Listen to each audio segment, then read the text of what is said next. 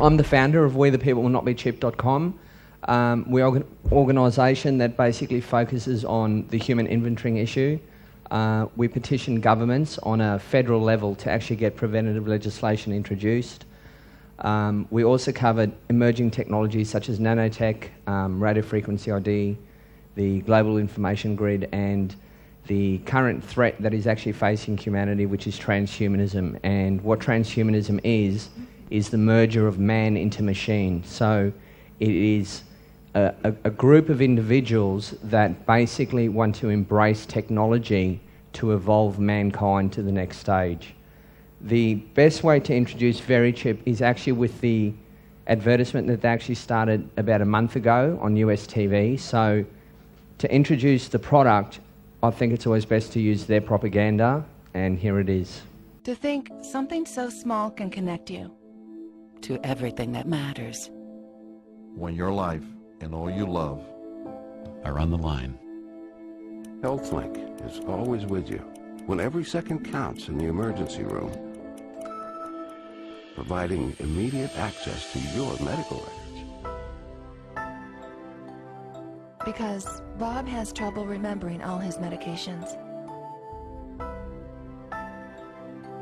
Because I'm in love with my kids' kids. Because my car lost control while driving.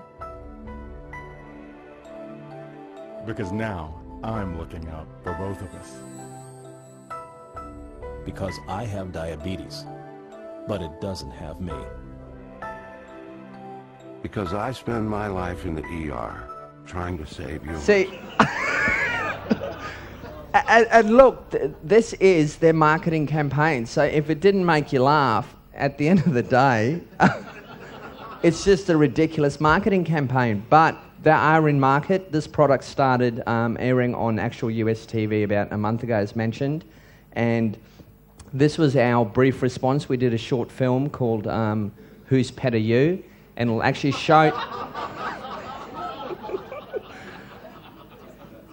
I actually titled it, was quite funny. But anyway, and this is what it is. This is humans being reduced to inventory. So this is it. Every 6 minutes, a pet is recovered with the Home Again microchip. The microchip is a chip about the size of a grain of rice that is implanted under the skin with a hypodermic needle as an injection. And it is activated when the scanner is passed over it. It gets energy from the scanner. It's activated. It then transmits the number to the scanner. The only benefit at this point is to identify the dog and return it back to its owner.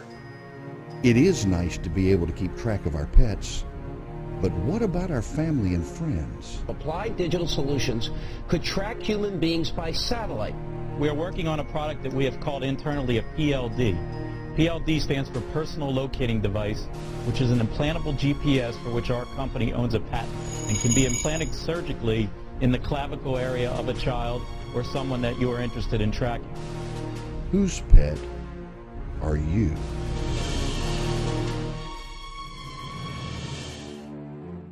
Did you notice the actual angle that he went to market was with children? So we're dealing with a company that is basically totally unethical. It utilises fear as its motivator. But more than that, there is a body of evidence of how long this has actually been out there. So from Siminoff basically in 1866 all the way to Dr. Jose Delgado in 65, there's just more than enough evidence where I can actually provide this if anyone wants a PowerPoint presentation. But currently we have Alzheimer patients being chipped. How an Alzheimer patient makes up his own mind to be chipped is another question. And then obviously people utilising to actually access nightclubs to, pay with their drinks. Now, this is where the aim of the speech is to showcase an agenda at play to mesh you, the person, into the internet as a connected node under the control of a mainframe, IBM, which runs on an artificial neural network, which is an artificial brain. Now, I'll break that down. The person, how you are as a flesh and blood human being, is not how the tech giants view you. They view you as an object. They view you as a a product and something that can actually become electronically aware. So what you need to do for this speech is just put aside how you view yourself. They view you as an object and as inventory. When you look at the mainframe is basically something that will run all the information flows, and there's enough evidence that will show that it is IBM. And the artificial neural network is basically a joint venture between DARPA and IBM to reverse engineer the human brain. So you have biological neural networks, which are brains, and they take the biological neural network and basically are mapping it within 10 years. They hope to have a full functioning brain in silicon that they hope to achieve full consciousness. So if anyone has watched Terminator with Skynet, that would actually be a good example of where to start. So what we have here is the largest tech company in the world with a closet of with the Nazi regime, and we'll deal with that later, who are basically psychopaths, and we're going to prove that. Okay. Now, the head psychopath, Sam Palmisano, when he addressed the Council of Foreign Relations, he actually went on record to say, indeed, almost anything, any person, any object, any process or any service for any organisation, large or small, can become digitally aware and networked. If you notice how the presentation is, how he actually pitches it, it's person, object, process and service is used in the same context. So you are no better than a process that runs on a software program. You are no better than an object that can have an RFID tag at Tesco. And the goal, ultimately, is for everyone to be networked. We'll move further and actually prove that from a different angle, where you have the Auto ID Centre, which was birthed from the MIT. So what you'll see is these agendas are always birthed from universities. So the university basically gets seed funding from, either the banking elite, from the multinationals, from the military-industrial complex. They then take that into market utilising predictive programming, where the average populace thinks, look, universities are great for us, they're good for our kids, they've always been good people, so this idea must be good. Now, what the Auto ID Centre, the vision was, is basically where every object, from sewing needles to jumbo jets to chairs to drinks, is basically becomes electronically aware. And how that is done is with a radio frequency ID tag. And a good way to bring that home is every time, like today, I went to Tesco twice, and they said, do you want the card, the loyalty card? I don't want your loyalty card. That's got an RFID chip in it. But that's not the point. The point is, it is RFID that will basically make the products electronically aware. So when you look at the program itself, there are enough bits allocated where you can actually prove without a shadow of a doubt that humans are actually on the hit list. So you have got 33 bits would account for every human being to be given an electronic product code that is unique to you. So you can be tracked in real time and matched to algorithms and other programs that basically IBM is developing. But further than that, the agenda is to actually make dust particles electronically aware through nanotech. So what we're talking about, forget about Wi-Fi, we're talking about a web grid where every single object is basically communicating, but the ultimate one to get into the network is yourself, which is the human being. So moving this forward, the other agenda that's driving this is the transhumanist. Now, the transhumanist is basically, when you look at it, it stems from, the first mention of it was from the Huxley family, and we all know what a great bunch of eugenists they were. Human Plus is a group of individuals that basically will embrace technology to actually further their goals as a human being. So whether you're taking a chip or an arm that's made out of graphite, where they want to transcend what's actually considered human to become post-human gods.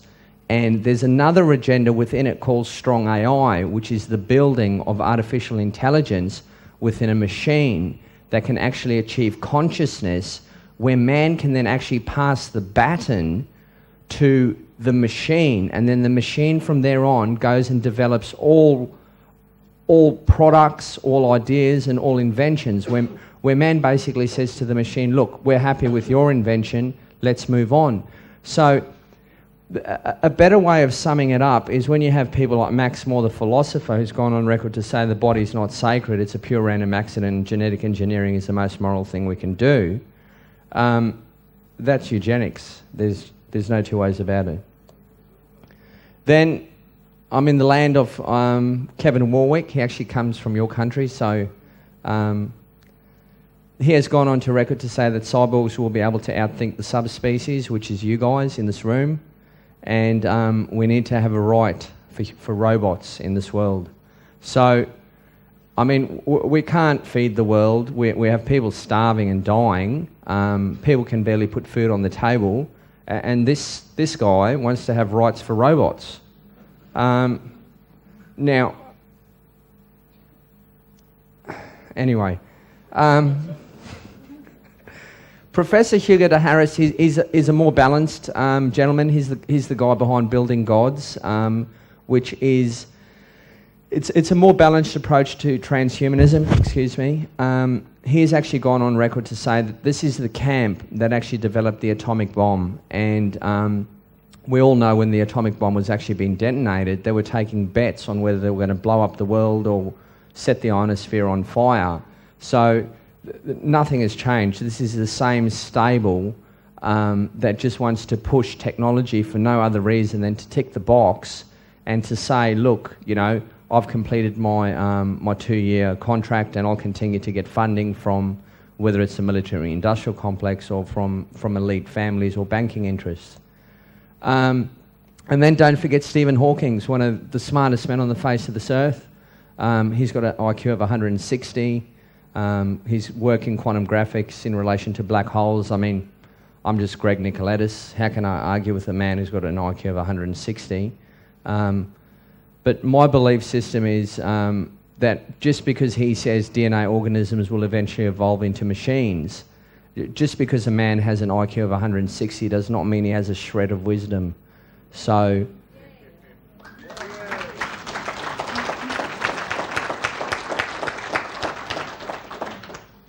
now, to the average populace out there and the lay person, we need to understand that these people are viewed as giants as well. So the predictive programming, the pacing and the leading of the population, the familiarisation is this is a slick, crafted marketing machine. And when you have a gentleman who's got, you know, a brief history of time spending over 200 weeks on the bestseller list, you know, what's a kid in university going to say, look, I disagree with Einstein?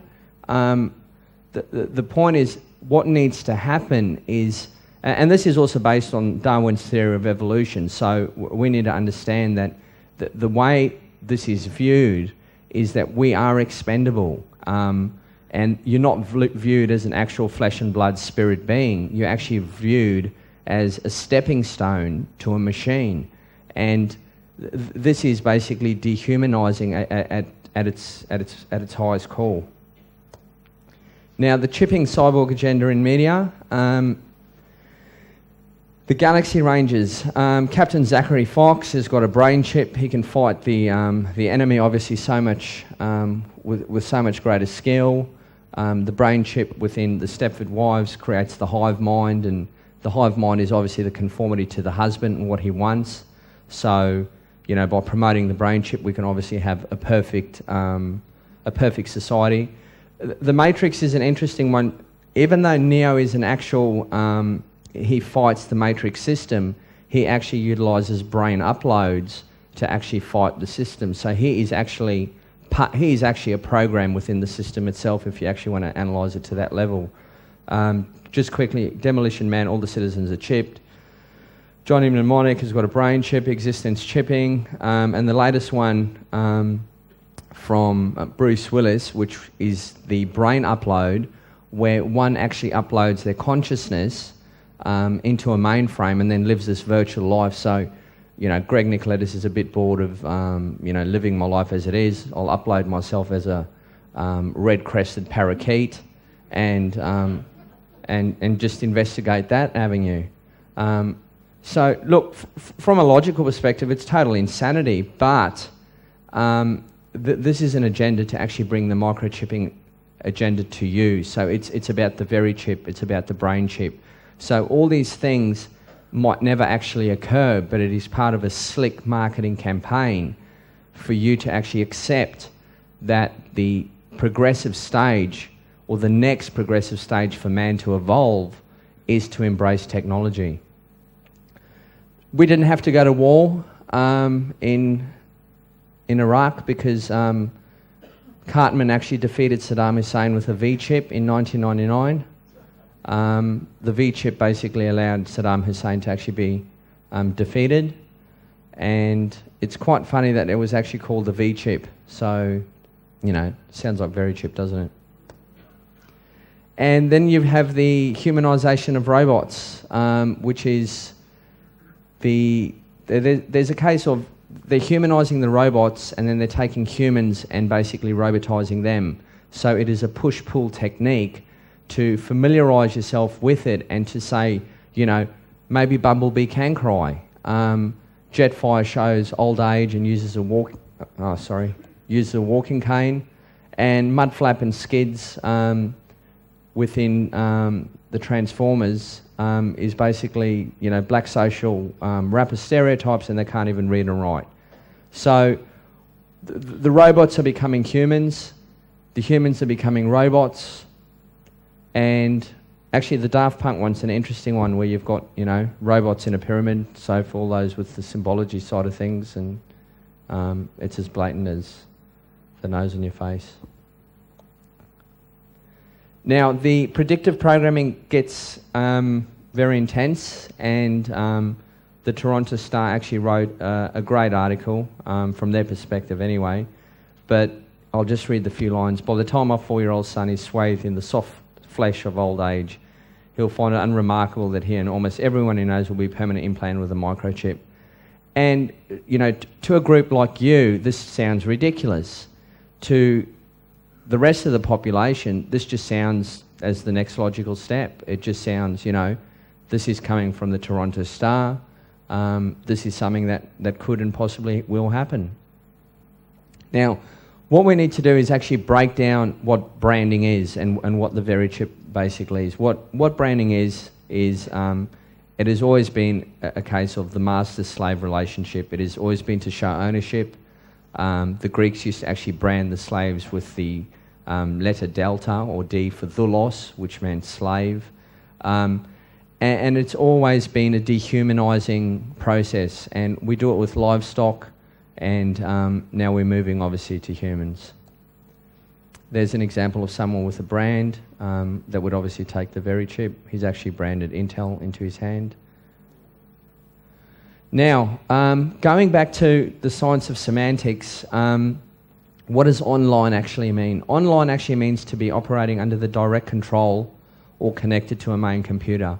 So when you are online on the computer, you are just online via other PCs, and you're connected to a mainframe or to the World Wide Web.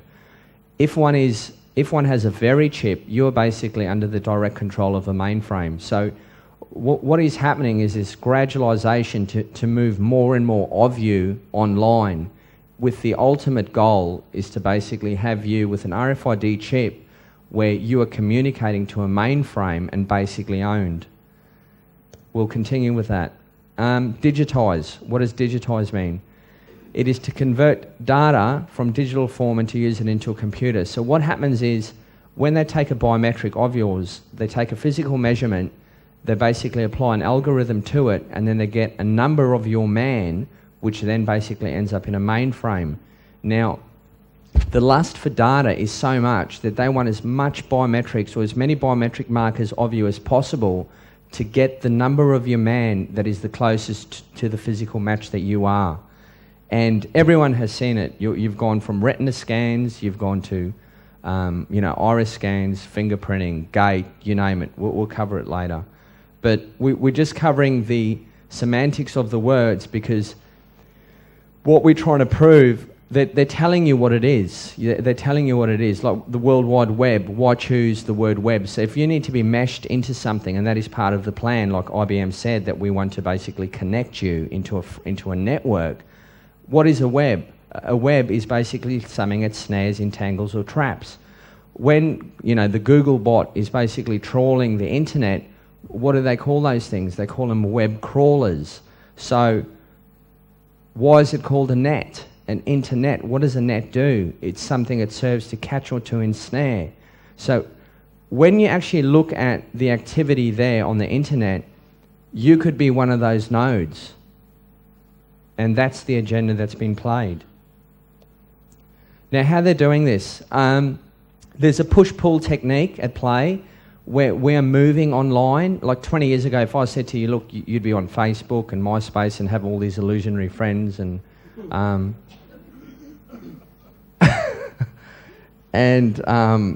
we'd be living so much of our lives online. 20 years ago, that would sound like science fiction, but it is science fact.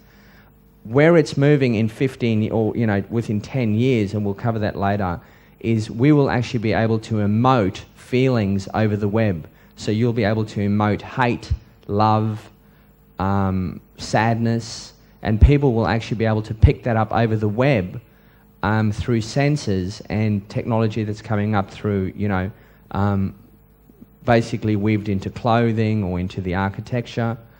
So what it comes down to is as the bandwidth of phones increase, like 3G, and the Apple iPhone will be a major accelerator of this technology, you'll find apps like augmented reality, which is the picture just down at the bottom, and then 4G will allow so much bandwidth that you'll see applications that will absolutely rock your mind. And look, I'm not a technophobe. I've worked for Apple and for Xerox, but as a person who likes technology, technology now has basically is starting to become an enemy. And you need to, even if it's not for yourself, you need to understand that you need to engage with your children and your grandchildren because they are being sucked into this net. Pull techniques. How do they pull us into the net? Willingly. Facebook, Friendster, Twitter, Dig. Everyone wants to be famous these days. They want to, show, what they did on the weekend. There's enough evidence to show where the seed funding came from Facebook and from MySpace. Most of them are CIO funded. The classic case is these guys started in a garage. How many times I've heard that story? It's just driven me mad. And it's always the guys that start in the garage that end up having $10 billion companies. So anyway. Now, with the very chip, I won't spend any time on this, but there is a right to private life and human rights. It is a violation of at least 19 of the Universal Declaration of Human Rights by the UN. So even though I don't really appreciate the UN, I appreciate them on this one. Okay, now this is where IBM, and to be a spoiler, IBM owns VeriChip at the end of the day. They have a distant relationship which will show, but IBM was basically founded in 1896 by Herman Hollerith. It was an actual census company. From there on, once it got the census contract with the US, which it continues to have today, except the US citizen now gets to have his front door GPS as a favour, what you're seeing there in the middle is the tabulating machine. So that was basically the first computer, in a sense, that allowed for software programming. So what would happen is you would have the Nazi regime basically coming to IBM and saying, look, what we want to do is have a racial census. We want to have occupations put on, locations, inventory, stock, and IBM would then basically create a punch card, very much the software engineering right now, where it's an application. They've come back with a software product that meets their needs, and as a result of that, with the processing of 64,000 cards per hour, the tabulating machine was actually, it was possible to locate, let's say, all the homosexuals that were living in Poland that happened to be carpenters. And with that information, IBM utilising obviously the railway system that was also run on the punch card system could obviously meter out the undesirables with far greater efficiency. Now, to bring this into perspective, the Hollerith machine could process 64,000 cards an hour, and look what was possible with that. The Blue Gene processor processes 22.8 million computations per second. Okay, so keep that in perspective. It's out of control. The smoking gun as well is IBM, even though they deny it, we work closely with a gentleman called Edwin Black, who wrote IBM and the Holocaust, and if anyone wants a bulletproof expose on how the IBM regime conducted themselves, they have no response. So the information company has no response. They've lost all the details. But, that's what you expect from psychopaths anyway. The machines were leased as well, so it wasn't a case of IBM basically sold the machines to the Nazi regime and said, look, you do with them what you want. It's a case of they actually leased the machines and they made their money from creating new tabulating cards. So it was very much a hand-in-glove relationship, and the relationship extended from 1933 to 1945. So there were over 2,000 machines out from Auschwitz to all the other death camps, and it wasn't obviously only Jews, regardless of the debate of how many people actually died. The fact is, it was an event that we can utilise to our advantage because history is repeating itself. There was also other censuses undertaken, including the cow census, livestock, horse, and the Danes. The next time you meet some Danes, they were the butter hoarders. So Hitler busted them and they had all the butter, but anyway.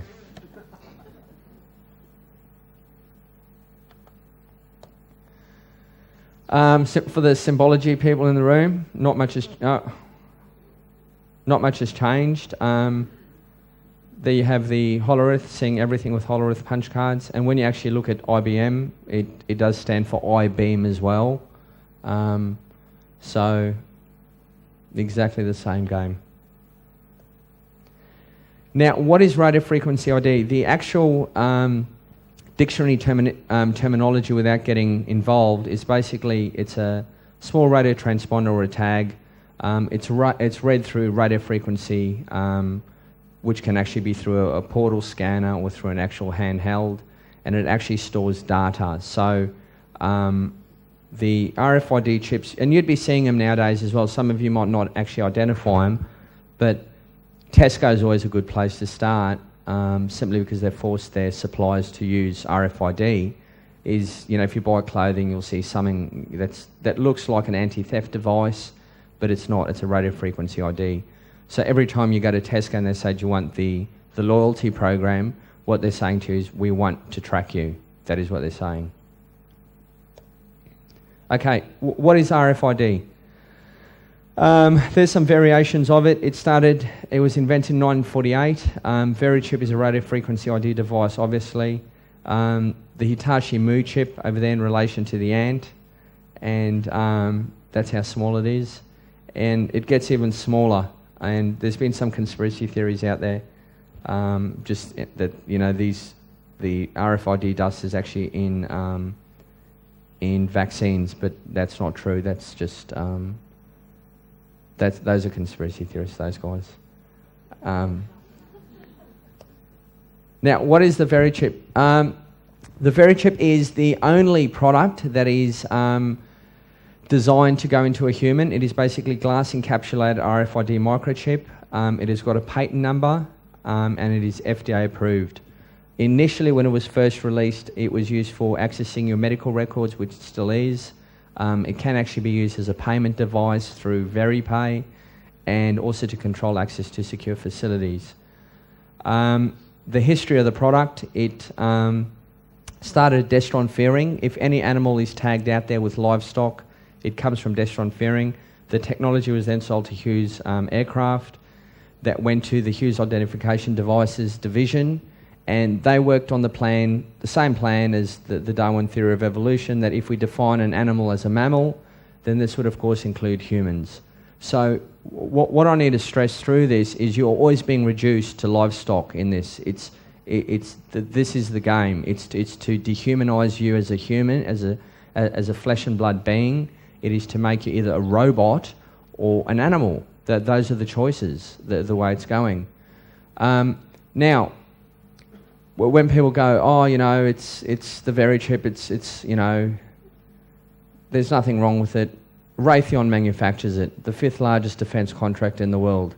So here you have the company that's making the Tomahawk missile is making the very chip. And then IBM's invisible hand seed funding it from 1999. Okay, how do we prove, and there's another symbology one for the symbology guys out there, very chip that looks like Lord of the Rings, doesn't it? Anyway, IBM financed Verichip in 1999. They had a $95 million loan, a credit line, and IBM decided to write off $65 million for a $30 million once-off payment. So you tell me which finance company writes off $65 million. Ridiculous.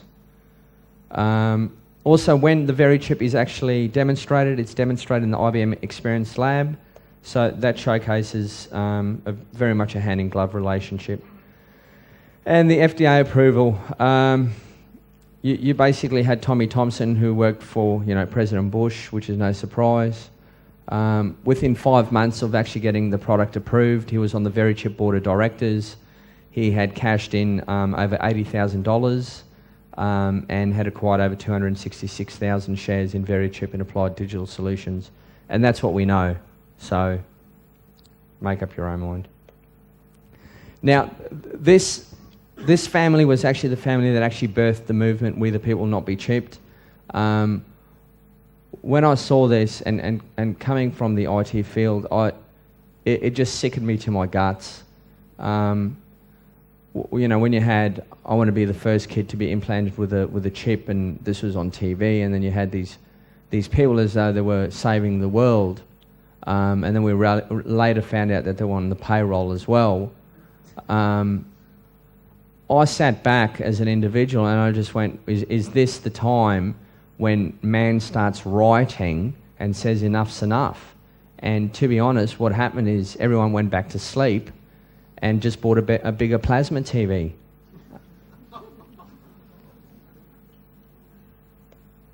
And anyway,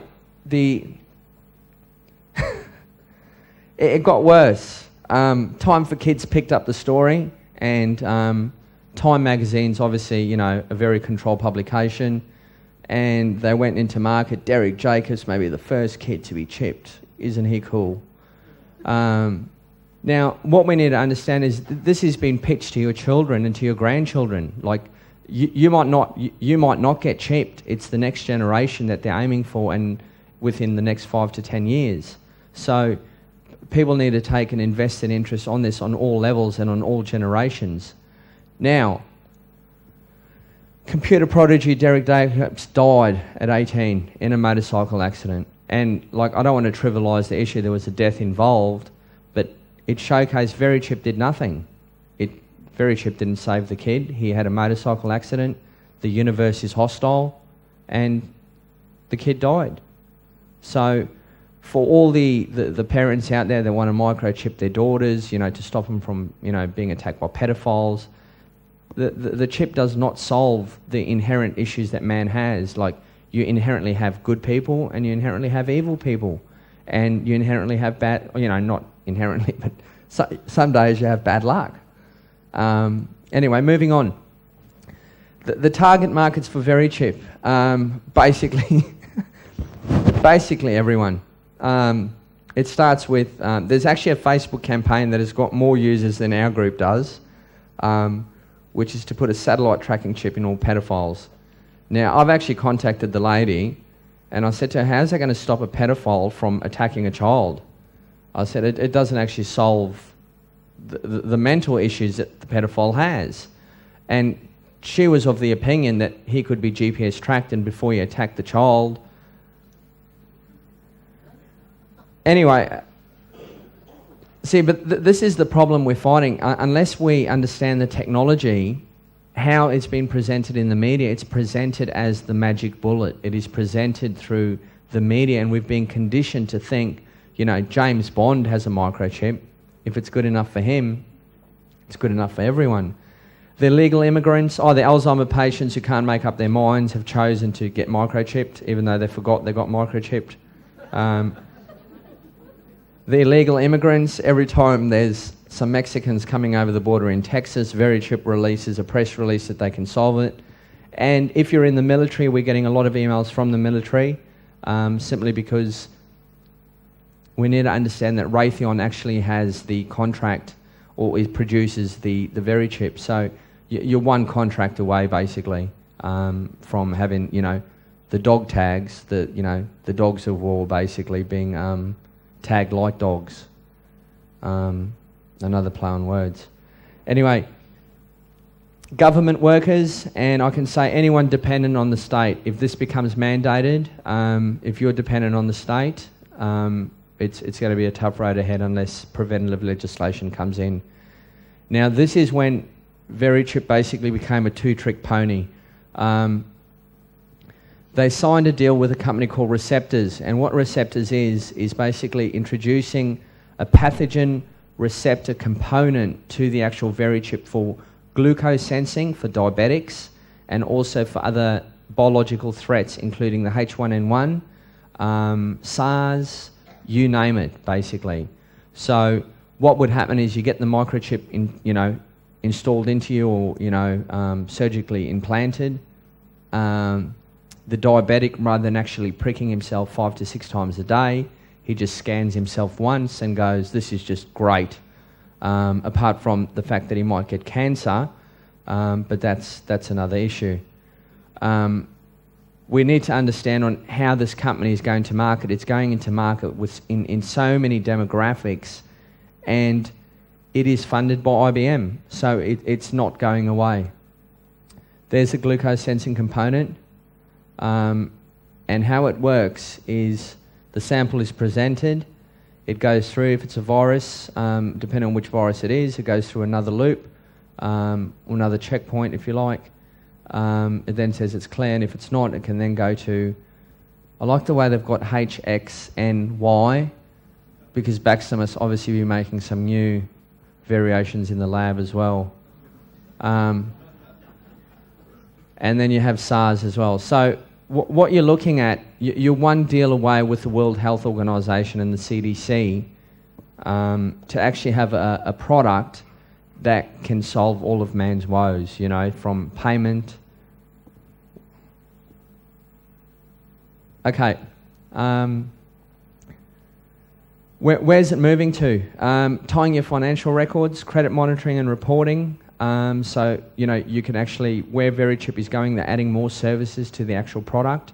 So you could go for a job, you have the VeriChip, they go, well, look, let's query the services that you have on the VeriChip, we'll check your financial report. They also promote identity, prevention of identity theft as well, and then a national criminal database monitoring and background search. So when you look at it, this is becoming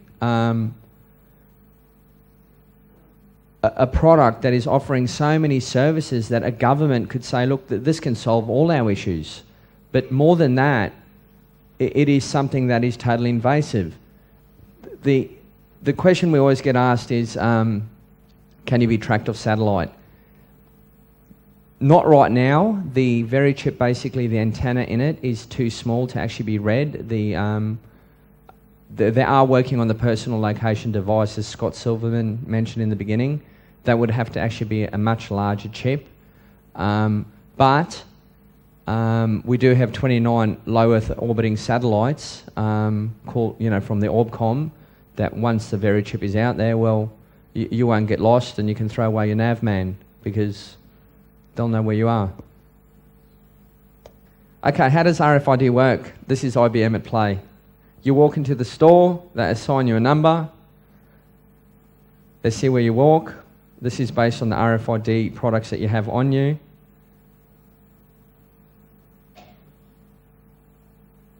This person was lazy, or what's happening? There he is. Here we go.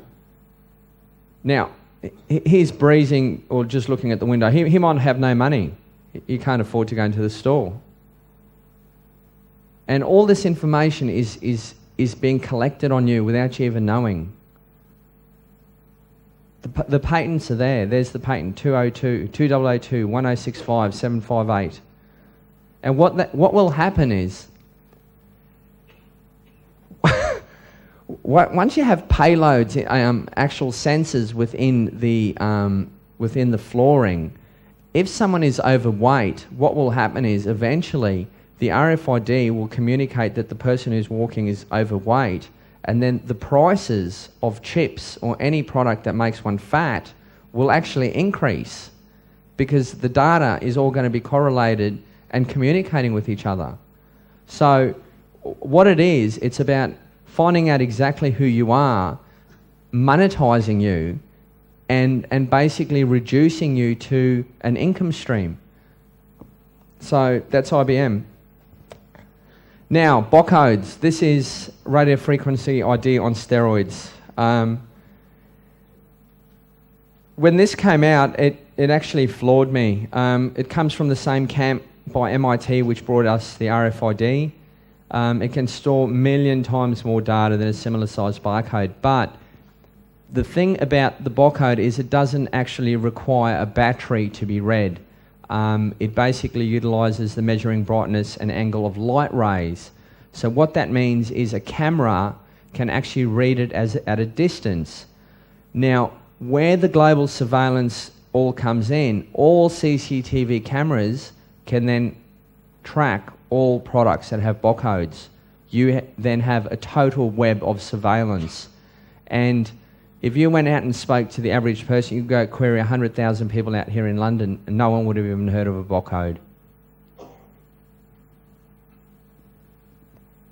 So we wonder why the CCTVs are out there.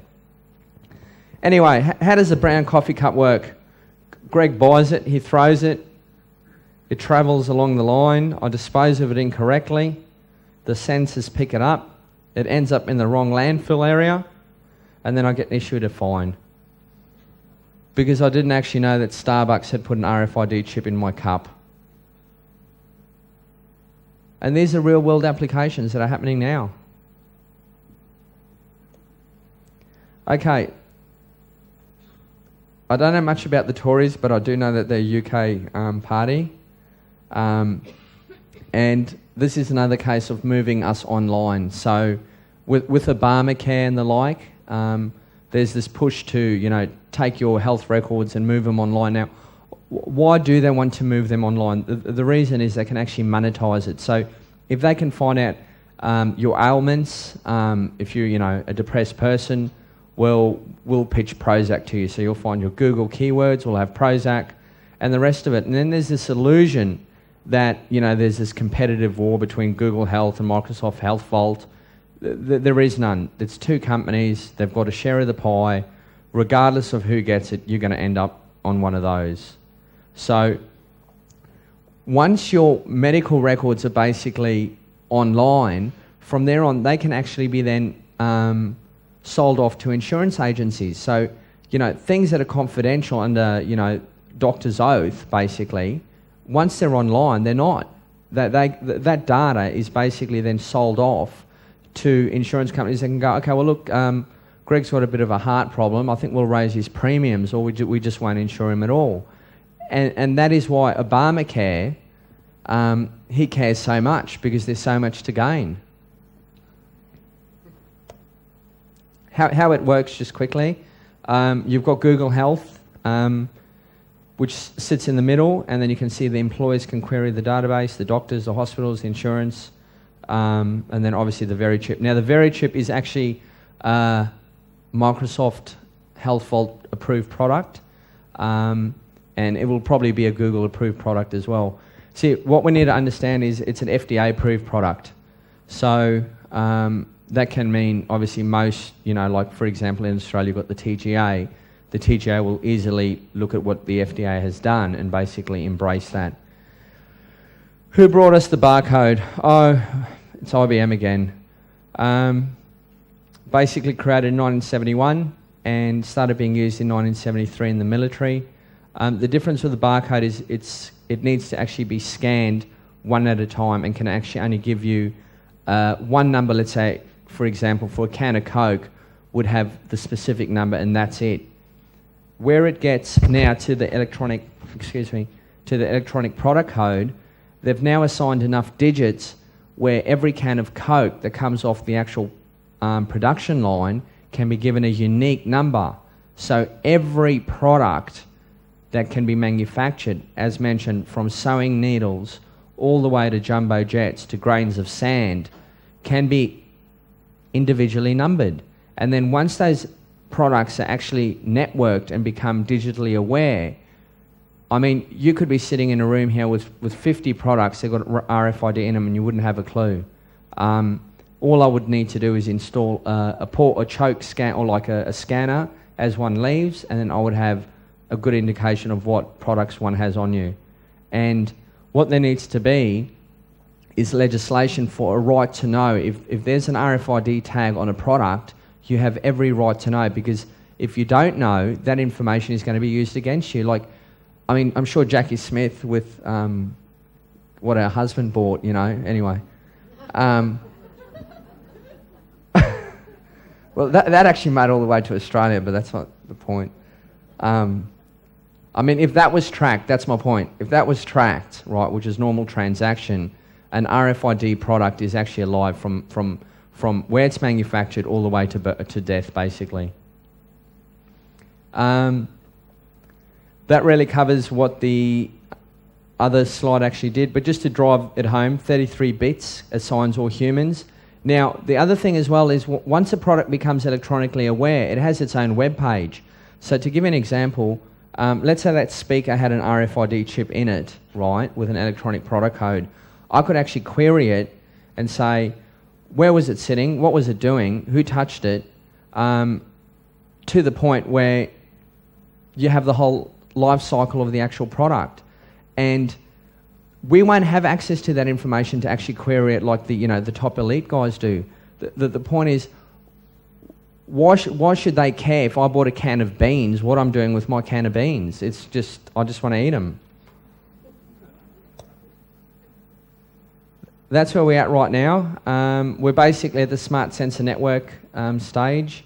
So RFID has been around for quite some time now, and we're moving now to a point where even most people don't even know it's basically embedded into products and the like.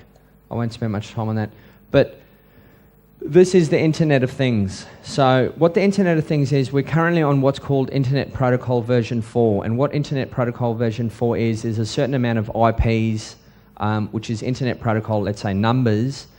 It's like real estate. So if you have a web page, you have an IP for that, blah, blah, blah.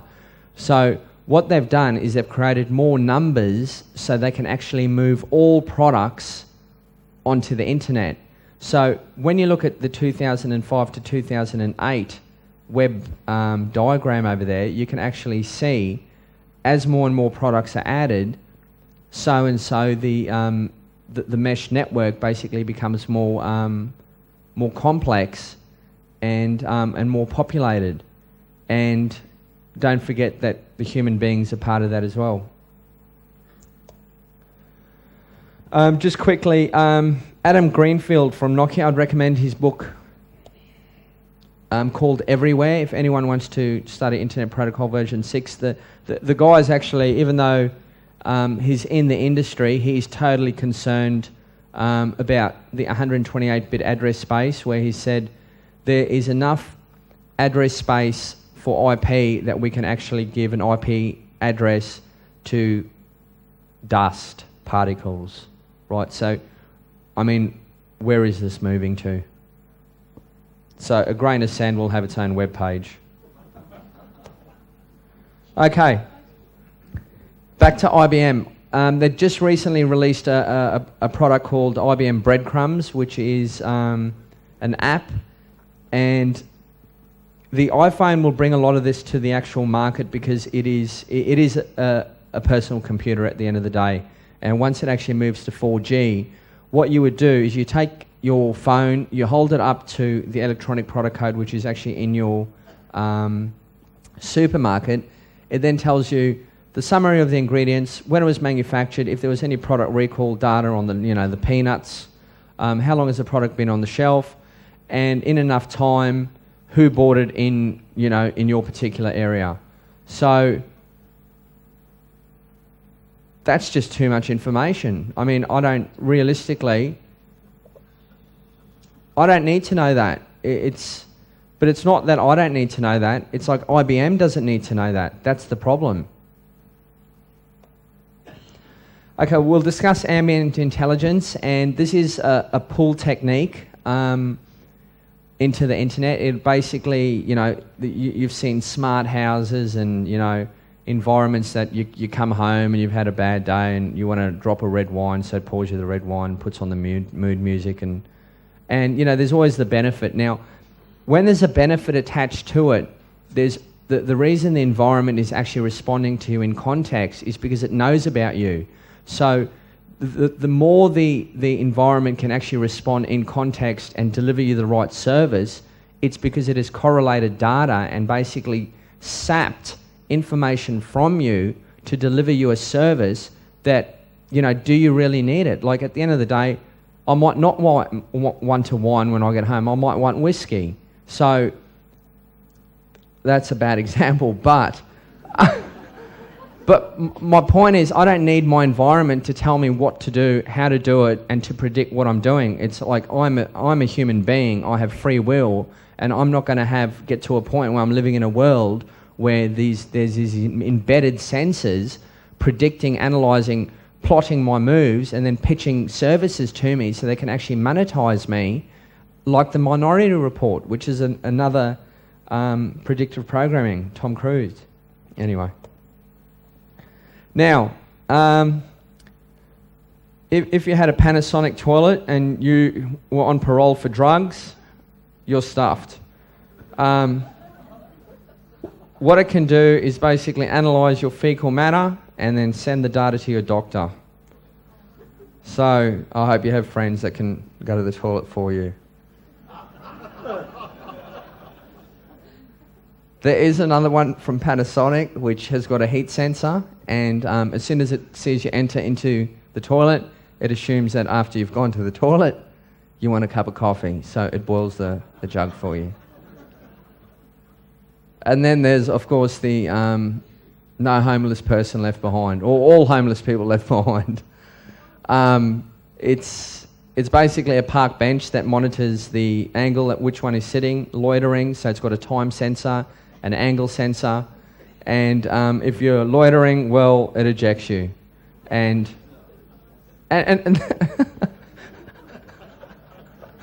this is happening. This isn't science fiction. This is happening. Panasonic products with sensors. See, and all the women in the room will go, "This is great." I mean, I won't spend any time on it, but you can look it up.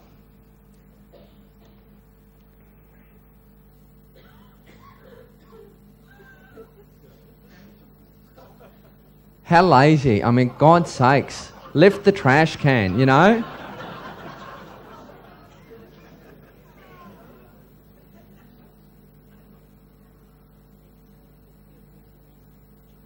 See, and this is the benefit approach, you know? It's like...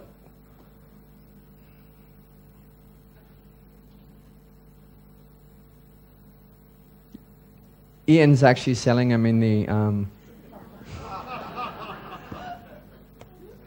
Okay, augmented reality. It's a pull technique. It is basically virtual reality at the end of the day. What it does, it overlays data into our real world. So what it comes down to is you'll have your iPhone app and other applications as well, which will tell you, let's say, for example, where your closest pub is, more information on, let's say, a museum. So these sort of applications are very service orientated, and they actually do provide a service. But the thing is, what we need to understand is that they are pulling us more and more into the net. Now, augmented reality is actually, it's moving so fast. I actually changed 2 slides today just for the presentation. So bring this up at your next barbecue, you'll be way ahead of the curve, I'll tell you that much. Just bring up augmented reality, you'll sound really smart. You've got different apps. You've got Chris Angel. I know there's a new song by John Mayer as well that uses augmented reality. Just YouTube that. Now, when you're watching this as well, just view this from the hive mind cyborg agenda of creating perfect worker drones.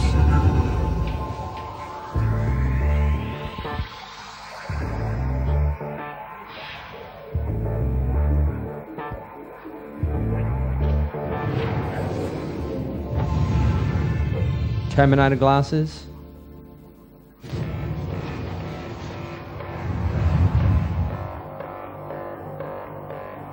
Release 2 screws.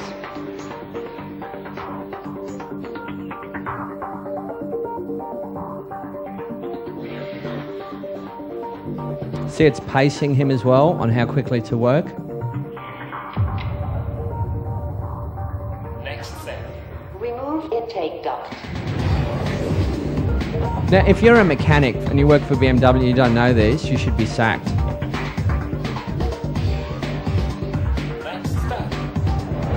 Outfit lock.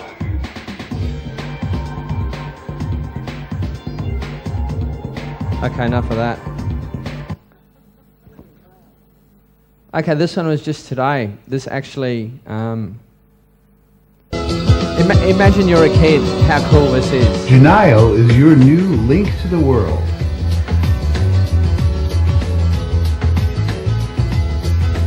Place 3D objects into the real world. Make your reality more dynamic. Share the new reality with everybody. With augmented reality, dinosaurs still walk the earth. No, they don't. It's not reality. This is the point. It's a lie.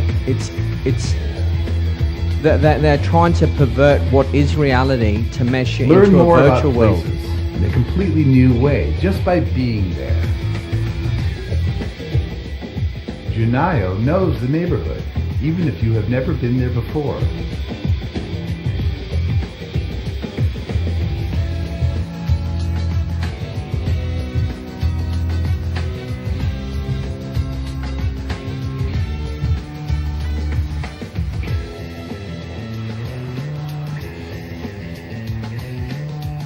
See, the average person would just go and cool investigate moments what is wherever you are. actually in the city, you know.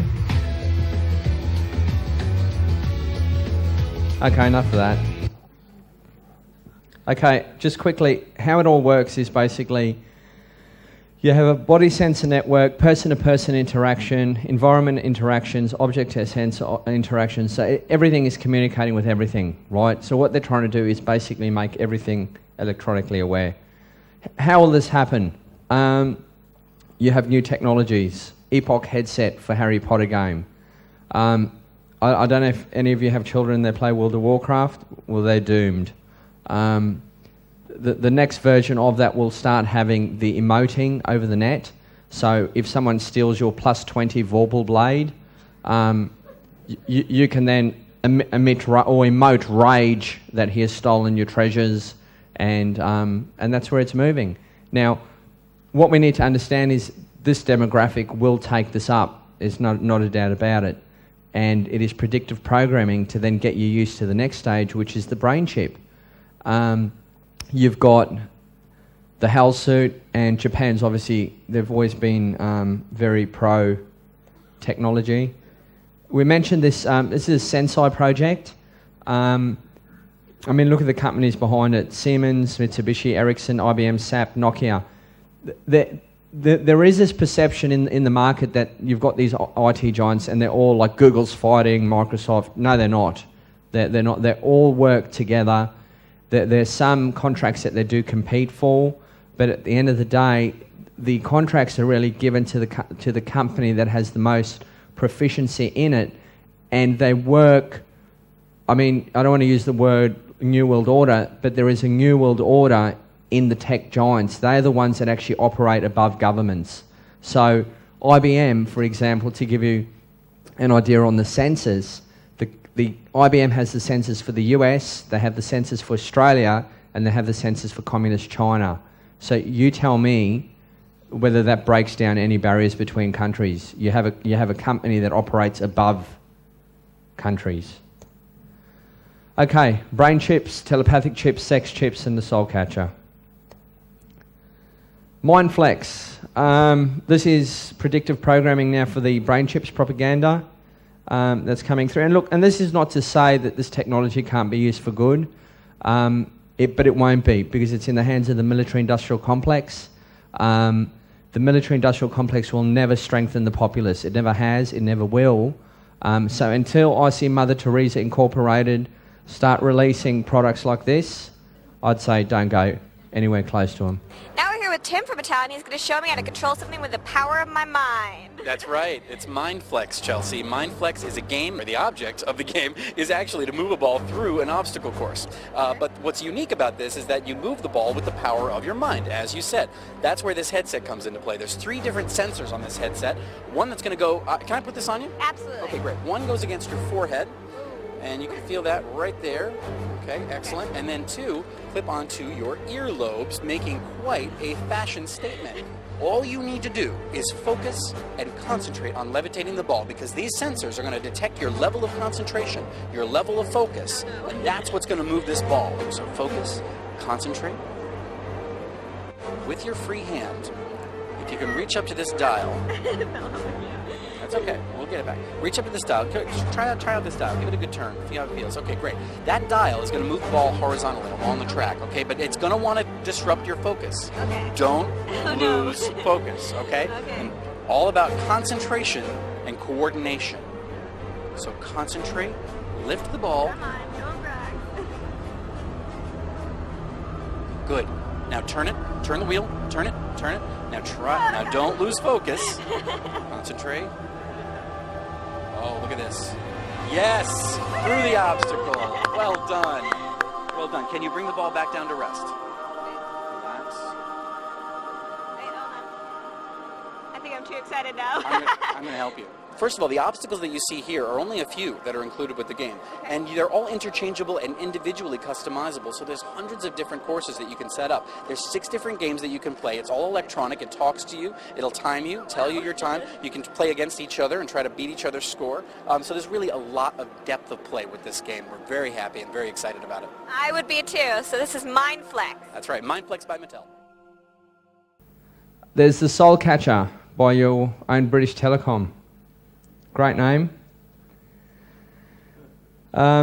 It's a brain chip, basically, that's records all. Look, it's one of those things where when we look at it from our movement's perspective, we don't know whether things like this are actually true, realistically, because it's got a release date of 2025.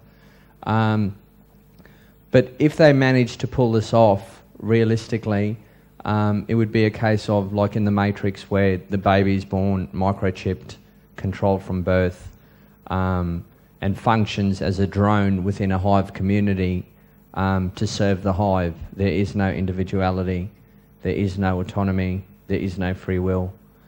Now, the Neo-Luddites, which were a movement within the textile workers that actually originated in England in 1811, they had the balls and the guts to basically go and destroy the machinery that was displacing them. Here we have companies that are basically hunting you and hunting your family and your lineage and your next generation, and the average person does nothing. It's just... Anyway, sorry. Carry on. There's a sex chip. Now, this will have major uptake. My friends will buy one. Anyway, I'll let you read that because I want to laugh.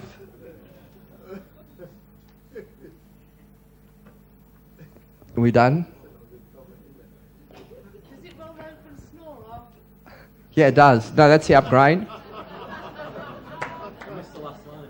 You want the last line? See, so, okay, look, there was a lady who was actually implanted with it, right? Now, here's a lady that could have permanent orgasms, and she removed it. So there must have been a conflict, realistically, you know, on an ethical or moral. I mean, I don't know the lady, but but most people, you know, quest for orgasms, and she said no, I don't want them. So something had happened that was on a far deeper level as well. We need to understand that. Okay, the biometric harvest. This is a push technique. We don't want to really give out biometrics. What have we got? Face recognition, eye, iris, retina, fingerprint, finger geometry, hand geometry, voice, signature, gait, typing, DNA matching, ear, odour. Where do we go to next? Knee biometrics. Private parts are coming up. I kid you not. Actually, remember me, I'm quoting this one. I'm going out on a limb, but I'll predict that. Okay, what is happening now, we're moving from external biometrics, right? So there is this lust, as mentioned, to get the number of your man. So the more biometrics markers we have, or indicators we have of you, the better the match in the mainframe. So where it's moving is, it's actually moving to internal biometric markers. Two main axes. What's continuous, this? Robust, and non-obtrusive authentication. So it's continuous, so that means you're under constant surveillance. And validation of nominal physiological initial state and monitoring of the physiological state of the user before and during the execution of safety-critical tasks, so as to prevent risky situations and minimize accidents that are due to human errors. The Humabio approach is to fuse novel and emerging biometric modalities with existing advanced biometric techniques into a multimodal biometric platform. One of the main objectives of the project is to study the potential of physiological biometrics that describe the person's internal rather than external physiology for the person's authentication. See, note it says all can be faked. So when Jackie Smith says to you the biometrics that we're doing with IBM, she's lying. They're all lying. It's a case of this. It's never enough. Your external biometrics aren't enough. And where's it going after this? It's going to functional MRI, which is brain scanning. But if we listen to Tom Mitchell, who's a master of doublespeak, he said it's not mind reading. It's thought identification.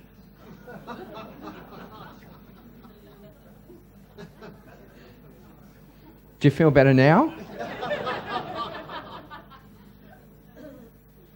So anyway, John Dylan Haynes, he's not a bad guy. He actually said, look, they're going beyond mapping the mind. They're actually reading intentions. So what they want to do is they want to fuse you to the point where, as Greg Nikolettos moves from point A to point B, are my intentions good for the system? And it's a military-industrial complex system, right, where what they want to do is ensure that as I move from point A to point B, the movements I make are not a threat. Now, where it gets scary is the algorithms eventually will actually be done by artificial intelligence. So the machine will dictate. And how that is evident is when you actually see what is happening now with Afghanistan and Iraq. Most of the bombings are now being done with drones. Do you know what I mean? So there is this desire amongst these psychopaths to basically build robot warriors. Anyway, it goes further. Robert Paul Root Walp basically said they're trying to develop a new beam of light that would be projected onto your forehead. It would go a couple of millimeters and into your frontal cortex. Anyway, blah, blah, blah, and then we could use it as a lie detection device. Now, what that's actually spawned as well is a field called neuromarketing. Now, neuromarketing is where they read your mind covertly to find out your buying patterns and your buying intentions. Now, all the major manufacturers are behind it, and what they're saying is, look, we can bring a product to market quicker, cheaper, and more effective for you, because we can read your mind. Like, what a bonus. This is extremely important. Every day, we generate 8 times the information found in all U.S. libraries. Where does it come from? Store transactions, market movements, Emails, photos, videos, blogs. What if technology could capture all this information and turn it into intelligence? We could identify patterns faster. We could predict with greater confidence. Convert data into actions. Smarter information means smarter decisions. Smarter decisions build a smarter planet. That's what I'm working on. I'm an IBMer. What's IBM doing? Nafanya kazi IBM. Let's build a smarter planet. You have WebSphere sensor events. Now, what WebSphere sensor events is basically the software program that will manage all the information flow. So what happens is in your country, I don't know whether you've got, the smart grid, let's save the planet and reduce your energy expenditure. So what happens is you invite this company to actually monitor your energy usage. Is that happening here? Yeah. Well, guess who that is? Correct. It's IBM. So here you have a company, right, to go to the next stage, where the sectors they want to dominate and can dominate and will dominate is aerospace defense, automotive, banking. They do 97% of all banking SWIFT. All transactions that go worldwide through clearing houses is through IBM. Chemicals and petroleum, consumer products, education, electronics, energy utilities. What's missing? I don't know. Anyway, if you can instrument the items and offer software solutions to manage them, you control the flow of the following industries as IBM has stated in their own literature. So what you have is total and utter control of all information and product flows operating above all world governments. So what you have here is you have a company that they are larger than the UN. They are running the globe. Now, the Genographic project.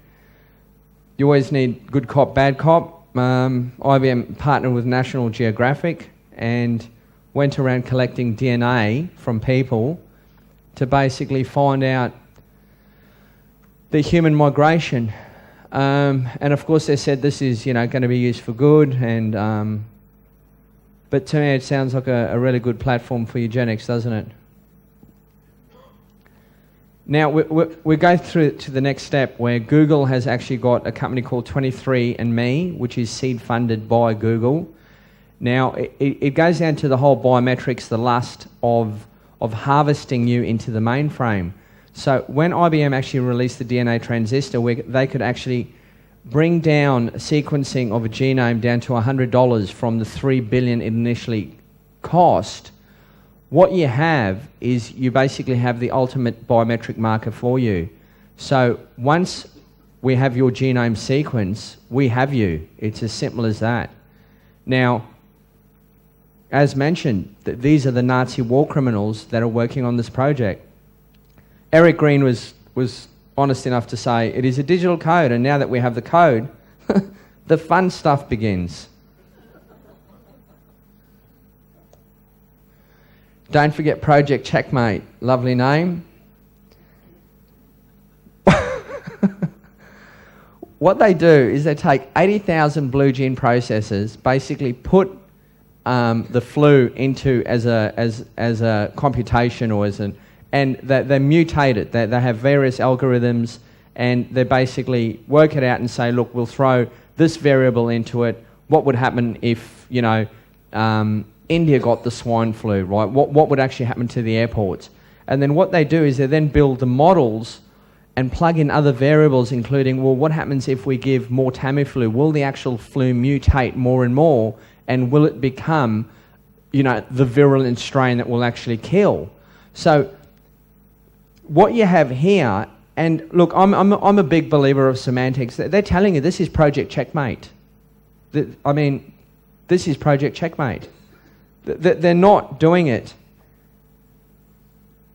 After the last speech as well, it's certainly for not vaccines, but anyway. It is actually for vaccines. 30% of the data stored on the world's computers will be medical images. The trouble is, all of that information is trapped. X-rays aren't talking to... Medical records aren't talking to... Patient histories aren't talking to... Insurance forms. We're trying to connect all that data, make it smart. We would see the patterns in your medical history. In the histories of entire populations. Predict dangerous drug combinations. We could tailor cures... to your genetic code. Put the focus... Tailor cures to your genetic code. That's what I'm working on. I'm an IBMer. Let's build a smarter planet. Okay, now, the major lie that is coming from the transhumanists and from human plus people is that for mankind to evolve, we need to put microprocessors in our brains, right? Meanwhile, in the back end, what they are doing is they basically are working on reverse engineering the item that's in your head right now, which is the human brain. For them, it is the holy grail. They hope to have actually achieved a human brain or a photocopy of it in silicon, which is you're taking a biological neural network and creating it in an artificial, say in silicon basically. And the hope behind that is that that will actually develop consciousness. And the consciousness that it will develop will basically be the decision maker that will make all the decisions for the military and will make all the decisions based on all this information that's been harvested through the radio frequency ID. Now, the next stage, once they've actually reverse engineered the brain, what they want to do is crack the holy grail, which is the algorithm of thinking, basically, your software for your brain. So what has happened is mankind has taken for granted how special we really are. Like, we are unique individuals at the end of the day. We've been sold this lie that computers, a computer can process faster than me. We are infinitely more powerful than computers will ever be, right? And what they're doing is they're doing the bait and switch. They're offering us a pogo stick at the end of the day, right? And there's a spacecraft that we have. There's no comparison. Listen to this psychopath, please. And look, what he does, what he says, there's some honest interviews with him, and how he distances himself from the philosophical question. He goes, I'm just an engineer, right? Like, because I'm an engineer, I just do my role, and I might destroy the entire populace, but that's what engineers do. So the quest is cognitive computing, which is about engineering aspects of mind, such as emotion, perception, sensation, cognition, emotion, action, interaction, by reverse engineering the brain.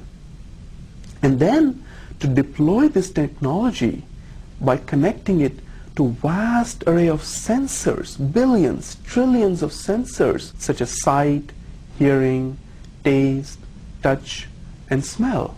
But even going further to non-biological sensors, for example, monitoring the forests, sensors monitoring the oceans, sensors monitoring people, animals, organizations, homes, cars.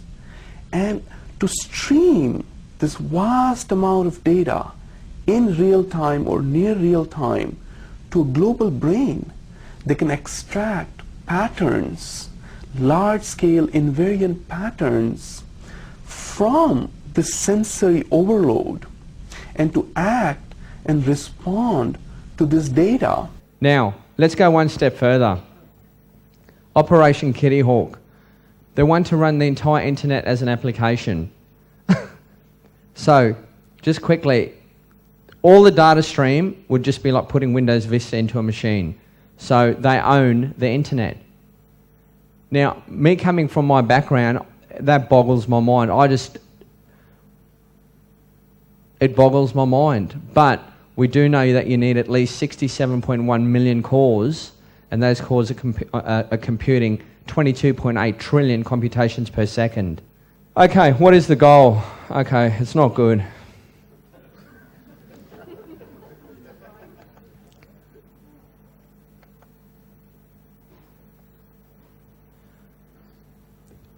IBM works with the military-industrial complex at the end of the day. It is a fusion of companies. You've got HP, Boeing, DARPA, Lockheed Martin, IBM, right? What it is about securing full-spectrum dominance over all global information flows. They want to create you to be a node, so they basically have full control over your movements.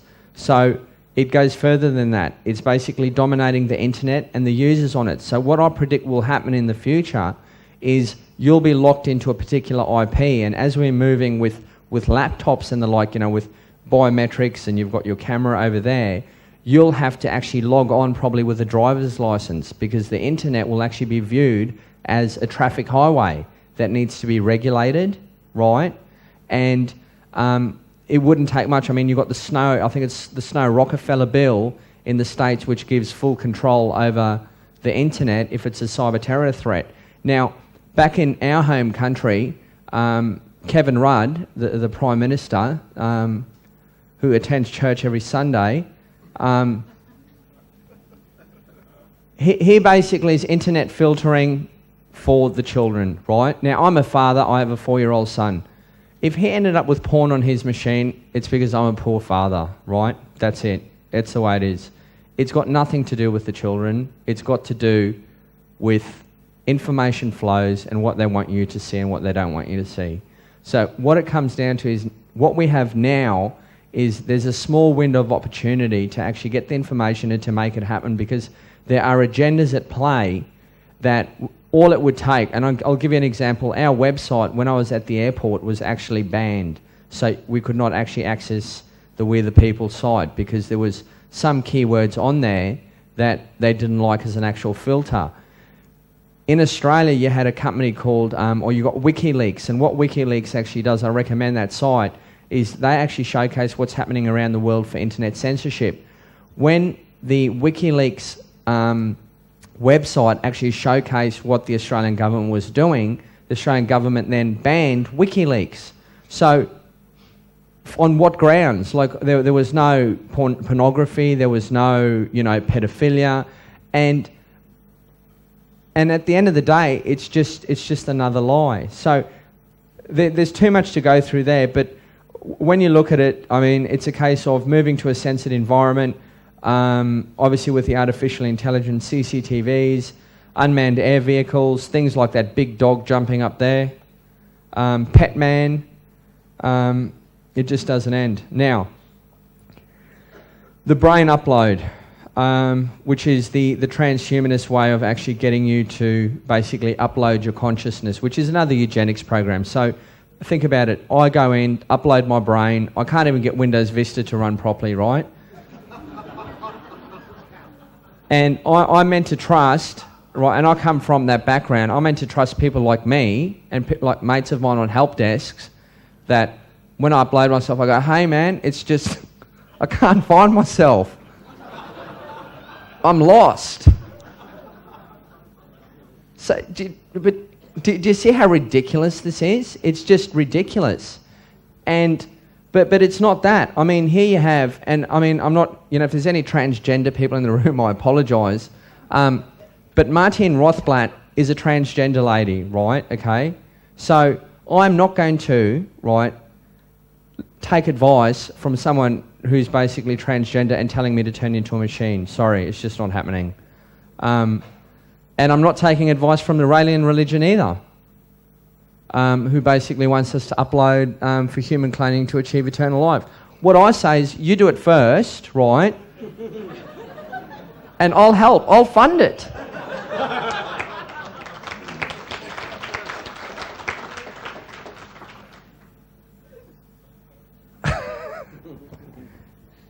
Okay, we are the Borg. You will be assimilated. Your biological, technological distinctiveness will be added to our own. Resistance is futile. And that's exactly what it is. They're trying to assimilate you into a hive mind to basically be a drone. What is at stake? It is everything. Your individuality, your uniqueness, your autonomy, your independent thought and your free will. But the one thing they can't take from you, look, they can rape and they can take your biometrics, they can steal your DNA. The one thing they can't take that has to be handed into the mainframe is your free will. That's it. That's all they want. And all I'm saying is don't give it. Thank you.